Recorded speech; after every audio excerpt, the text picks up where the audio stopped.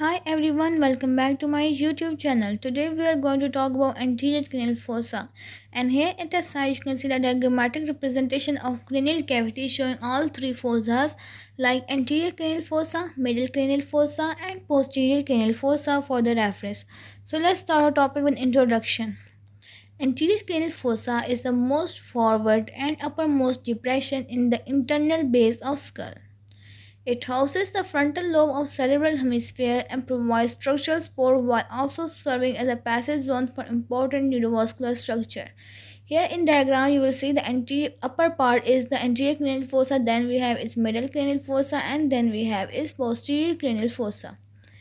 Talking about its boundaries, anteriorly they formed by frontal bone, posteriorly it is bounded by lesser wing of sphenoid bone and anterior margin of chiasmatic sulcus. As you can see here in diagram, this is the frontal bone that is make the anterior boundary and this is the posterior boundary that is formed by lesser wing of sphenoid and anterior major margin of chiasmatic sulcus.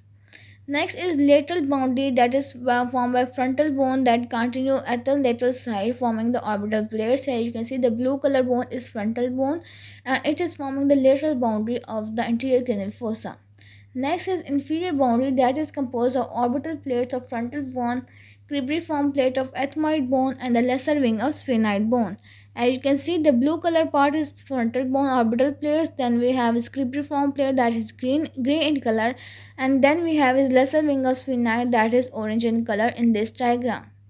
Now let's talk about what are the bones that contribute to anterior cranial fossa. First is frontal bone. As you can see here in the diagram, the blue color bone is frontal bone that is the major part of the floor through its orbital plate. Next is ethmoid bone. The gray color bone is ethmoid bone. Its cribriform plate lies centrally and allows transmission of olfactory nerve fibers. Next is sphenoid bone. As you can see, the orange color bone is sphenoid bone.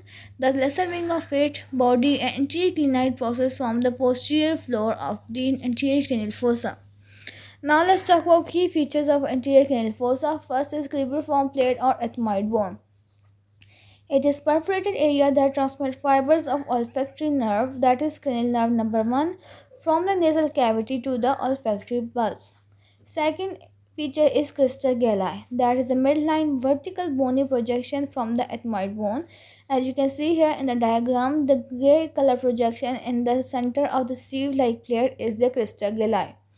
It serves as an attachment point for phallic cerebri, that is a fold of dura mater separating the cerebral hemispheres. Next we have is foramen cecum that is located behind the frontal and ethmoid bone and it may be small or absent. It allows passage of vein from the nasal cavity to the superior sagittal sinus. Next is orbital plates that are thin portions of frontal bone forming the roofs of orbit.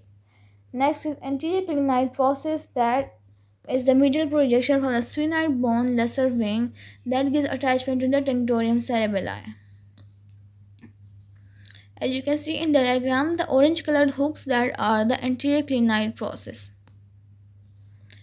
Next we will talk about contents of anterior cranial fossa. We have frontal lobe of brain that is particularly the olfactory bulb and tract. In anterior cranial fossa, we have meninges that are covering that part of brain that is present in anterior cranial fossa, including dura mater. Now let's talk about clinical significance of this lecture with anterior cranial fossa. First is fracture of anterior cranial fossa that particularly involve the ethmoid and frontal bone and it can lead to CSF rhinorrhea, that is leakage of cerebrospinal fluid through the nose. It can lead to increased risk of meningitis that is due to direct communication with the nasal flora. It can lead to damage to olfactory nerve that results in insomnia or that is the loss of smell. And the second significance is transnasal surgical approaches that often pass through the anterior cranial fossa to access tumors or lesions that are present near the cellular or paracellular regions. Now let's talk about conclusion of this lecture video. The anterior cranial fossa is more than the shallow groove. It is a launchpad of frontal brain that is the gateway for sense of smell and a critical junction in skull-base anatomy. Its delicacy and importance make it a central focus in neurosurgery, trauma management, and anatomical study. And this was all about anterior cranial fossa. Hopefully you liked the video. If you do, don't forget to like, share, subscribe, and comment. Thank you for watching.